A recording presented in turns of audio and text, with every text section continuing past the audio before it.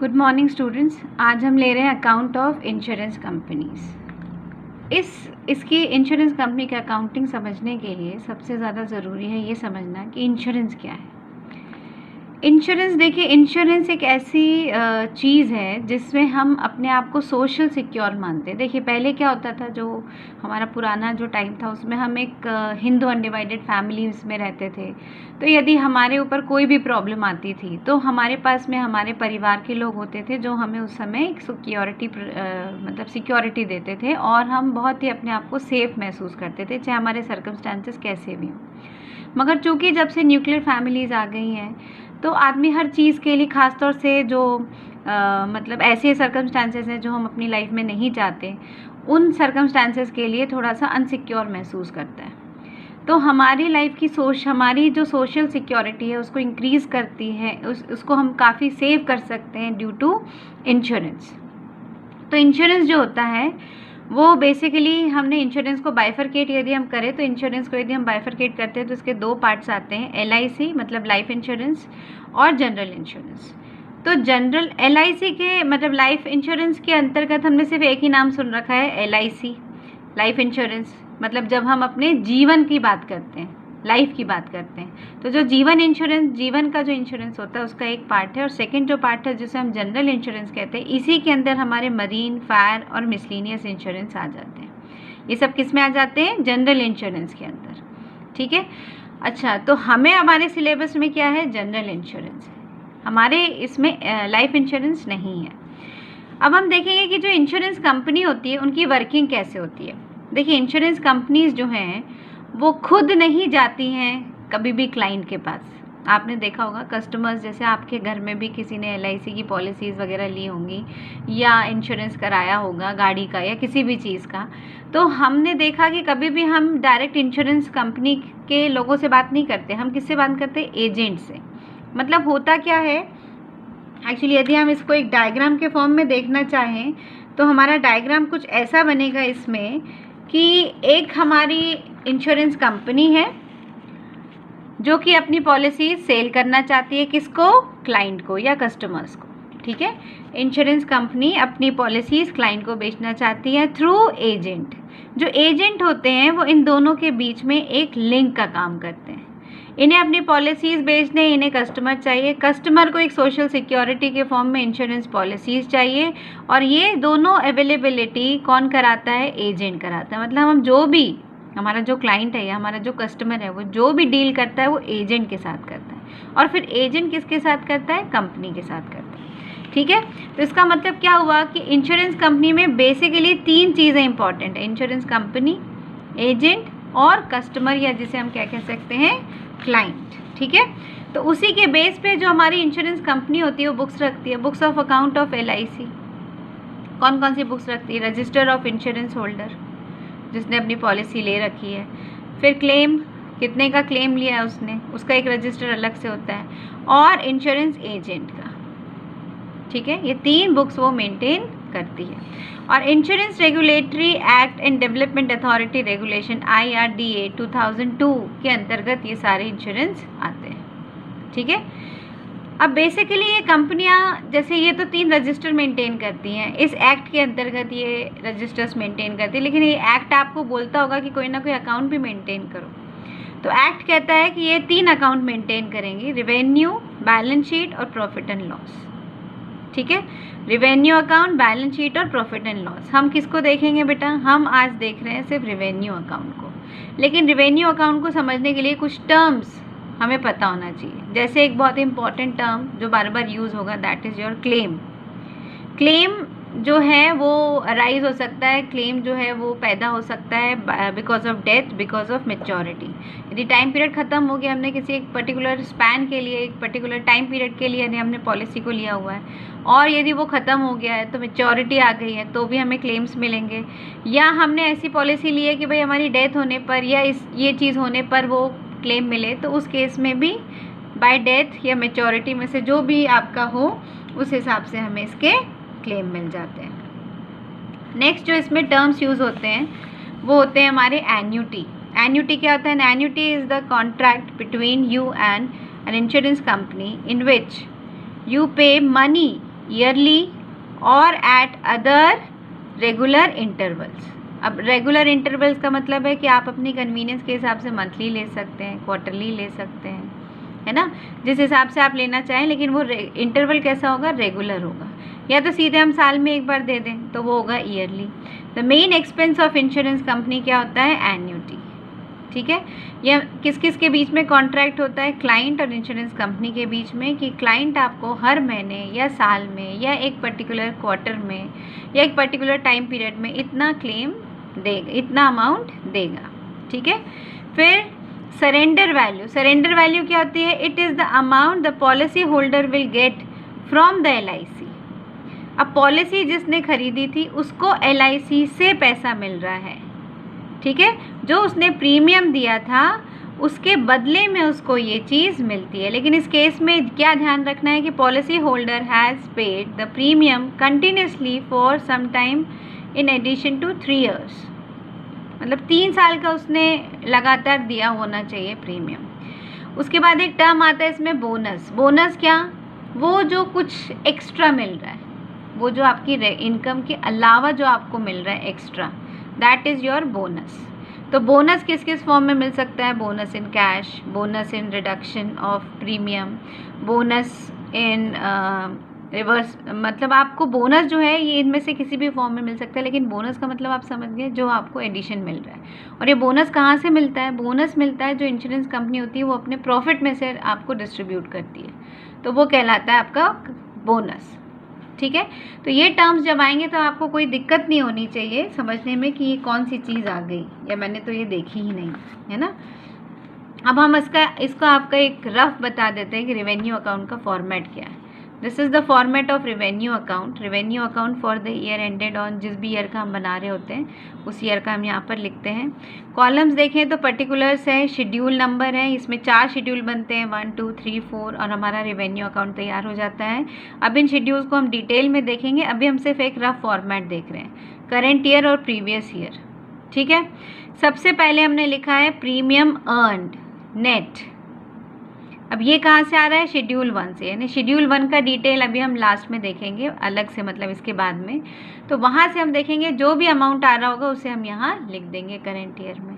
फिर second point क्या है, profit on oblique loss, profit होगा या लॉस होगा ऑन सेल ऑफ इन्वेस्टमेंट। हम इन्वेस्टमेंट में बेचें यदि हम अपने इन्वेस्टमेंट को, तो हमें लॉस या प्रॉफिट कुछ भी हो सकता है, वो जो भी होगा हम यहाँ लिखेंगे उसको अमाउंट में। अदर्स टू बी स्पेसिफाइड, यदि क्वेश्चन में कुछ दिए होंगे तो लिख देंगे। इंटरेस्ट, डिविडेंड वगैरह, कुछ रेंट ग्रॉस मिल रहा होगा तो वो भी लिख देंगे। इस तरह से हमारी टोटल अर्निंग आ जाएगी। This is known as a total A. ठीक है, उसको हमने क्या नाम दे दिया, ए। अब बी जो पार्ट है, ये जो शेड्यूल 2 3 4 है, ये हम देख रहे हैं सारे एक्सपेंसेस वाला पार्ट है। ठीक है ना, तो क्लेम इंश्योर्ड जो नेट आएगा, ये शेड्यूल अभी आपको दिखाते हैं पूरा डिटेल में। 2 commission also an expense 3, operating expense also expense 4। ये शेड्यूल 2 3 4 को डिटेल में देखेंगे, वहाँ से जो अमाउंट आएंगे उनको हम अमाउंट में लिखेंगे, और वो तीनों का जो टोटल होगा that is known as a total of B. फिर जब हम ए में से बी को सब्सट्रैक्ट करेंगे तो maybe we will get the operating profit और loss of the fire insurance और मिसलिनियस बिजनेस इंश्योरेंस। ठीक है, तो इन सब में से किसी से, फायर से होगा, मरीन से होगा, किसी का भी हो सकता है, मगर यहाँ से हमको क्या पता चलेगा, ए माइनस बी से उसका नेट प्रॉफिट या लॉस। ठीक है, इसके बाद में आता है आपका एप्रोप्रिएशन वाला पार्ट। एप्रोप्रिएशन में आप कहते हैं जो प्रॉफिट आया इसका हम ट्रांसफ़र करेंगे, किस में, transfer to shareholders, transfer to other specific reserve, यदि कोई बोलता है तो उसमें वो ट्रांसफ़र हो जाते हैं। ठीक है, this is the simple format of revenue account. ठीक है, अब हम देखेंगे ये जो मैंने आपको ट्रांसफ़र की बात कही, उसी के केस में 2 रूल हैं कि रिजर्व फॉर अनएक्सपायर्ड रिस्क के लिए फायर और अदर इंश्योरेंस है तो 50% ऑफ द नेट प्रीमियम का चला जाता है, और यदि मरीन इंश्योरेंस है तो 100% ऑफ नेट प्रीमियम का रिजर्व बना लिया जाता है। अब ये कहाँ काम की चीज़ है, ये अब हमारा आ गया पहला ही शेड्यूल, प्रीमियम अर्न। मैंने आपको कहा इंश्योरेंस कंपनी की सबसे मेन इनकम है प्रीमियम, जो हम पॉलिसी लेते हैं उसके बदले में हम क्या देते हैं, प्रीमियम। प्रीमियम किस फॉर्म में दिया जाता है, मनी के फॉर्म में दिया जाता है। तो insurance company is receiving that premium और उस प्रीमियम में से ही उसे कुछ क्लेम देना पड़ते हैं। देखिए, अब जैसे मान के चलें कि हमने कोई फायर इंश्योरेंस कराया, हम फायर इंश्योरेंस कराए, हमारे सपोज 10 क्लाइंट ने फायर इंश्योरेंस कराया। अब ज़रूरी तो नहीं है कि हर एक के गोडाउन में आग ही लग जाएगी, मुश्किल से एक आध के इसमें आग लगेगी, वो भी मुश्किल से। ऐसा भी हो सकता है कई सालों तक किसी के गोडाउन में आग ही ना लगे, और आग लगे भी, यदि बाय डिफ़ॉल्ट लग भी जाए तो 1 या 2 केस में लगेगी, और बाकी सबका जो प्रीमियम आपको मिला है वो दैट इज़ योर अर्निंग। तो इस तरह से प्रीमियम के थ्रू क्या करती है इंश्योरेंस कंपनी, पैसा अर्न करती है, या ये उसकी हम कहते हैं कि डायरेक्ट मेन इनकम होती है। इंश्योरेंस प्रीमियम रिसीव और claim paid is the main expense of insurance company. तो हमने चूँकि 1 में क्या लिया है, सिर्फ इनकम ली है, तो हमने इनकम में सबसे पहले लिया है प्रीमियम अर्न नेट। कैसे निकालते हैं, देखिए, प्रीमियम फ्रॉम डायरेक्ट बिजनेस, जो भी हमारा डायरेक्ट बिजनेस हुआ, डायरेक्ट बिजनेस का मतलब है जैसे मैं कस्टमर हूँ और आप एक एजेंट हैं इंश्योरेंस कंपनी के, आपने मुझे कोई पॉलिसी बेची, ये हमारा डायरेक्ट बिजनेस हुआ, ठीक है। उससे हमने जो प्रीमियम रिसीव किया वो हमने यहाँ लिख दिया। उसके बाद इसमें हम ऐड करते हैं, क्या ऐड करते हैं, प्रीमियम ऑन री इंश्योरेंस एक्सेप्टेड।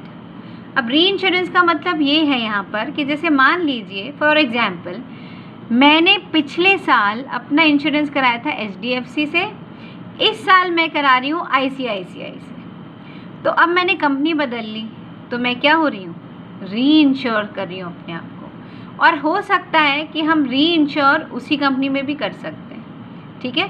तो यदि हम री इंश्योरेंस करा रहे हैं, री इंश्योरेंस का मतलब है उसका टेन्योर ख़त्म हो गया, अब हम फिर से अपने आप को री इंश्योर करा रहे हैं। तो यदि हम उसी कंपनी में करा रहे हैं या किसी और कंपनी से उस कंपनी में आ रहे हैं, मान लो हम ICICI से में कराते थे और हम HDFC में स्विच ओवर कर रहे हैं और ये हम HDFC का ही बना रहे हैं, तो HDFC ने डायरेक्ट जो इस बार उन्होंने जिसने फर्स्ट टाइम पॉलिसी ली उससे कितना प्रीमियम रिसीव किया, जो री इंश्योरेंस करा रहे हैं उनसे कितना प्रीमियम रिसीव किया, ऑब्वियसली वो ऐड होगा क्योंकि उससे उनकी इनकम बढ़ रही है। लेस करते हैं प्रीमियम ऑन री इंश्योरेंस सेडेड। सेडेड का मतलब है मान लीजिए HDFC का क्लाइंट था और वो बिरला सन लाइफ में शिफ्ट हो गया या कहीं और चला गया, तो इसको हम क्या कहते हैं, री इंश्योरेंस सेडेड, ये हमारा सब्सट्रैक्ट हो जाता है।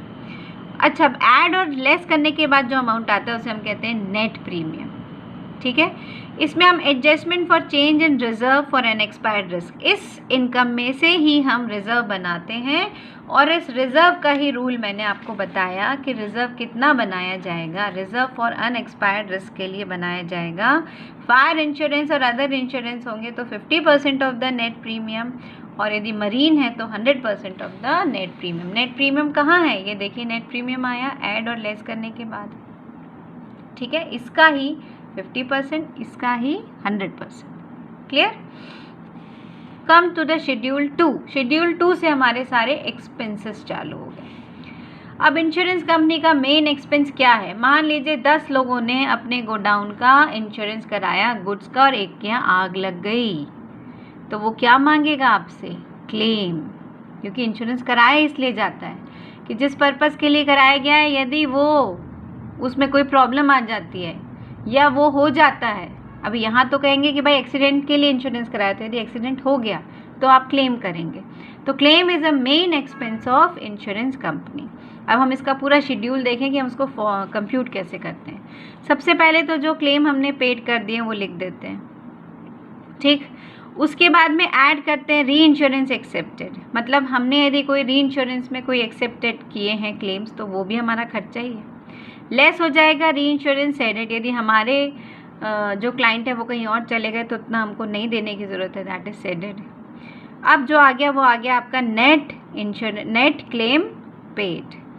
अब यदि कुछ क्लेम्स आउटस्टैंडिंग थे at the end of the year, हमारा साल ख़त्म होने तक कुछ क्लेम ऐसे थे जो हम पूरे दे नहीं पाए लेकिन लोगों ने क्लेम कर दिया। मान लीजिए हमारी बुक्स ख़त्म हो रही थी 31 मार्च को और किसी ने 15 मार्च को क्लेम किया कि भाई हमारी दुकान में आग लग गई, हमें क्लेम दीजिए, लेकिन 31 मार्च तक हम उसे क्लेम दे नहीं पाए क्योंकि बीच में कुछ फॉर्मेलिटीज़ होती है, कुछ वेरिफिकेशंस होते हैं। तो हम ये मान लेते हैं कि 31 मार्च तक वो वेरिफिकेशन डन नहीं हो पाए और हमने उसे क्लेम पे नहीं किया है, तो क्लेम इज स्टिल आउटस्टैंडिंग।